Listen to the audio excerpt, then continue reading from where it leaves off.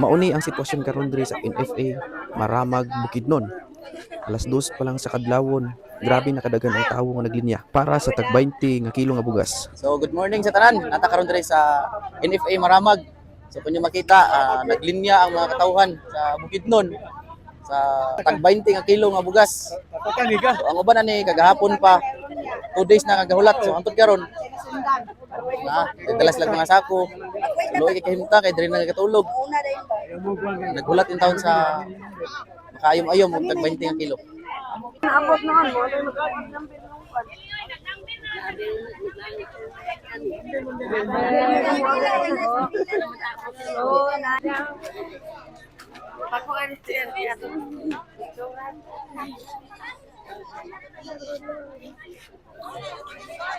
Kinyo nakita ingani kataas ang linya. Sayo pa kayo ni siya sa kadlawon.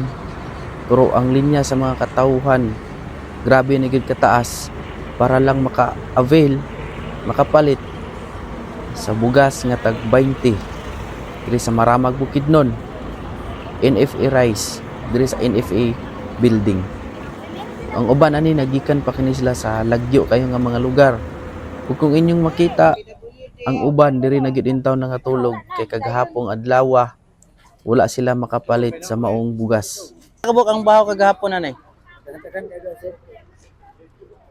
Uban kayo dang uli ang uban. Ang uban ko wala naman. Nagpabili na lugar dito, inita man.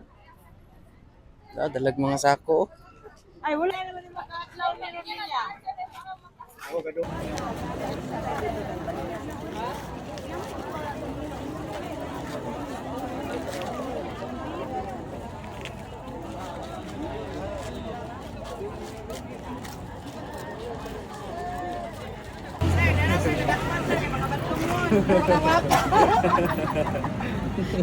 Hindi ko ang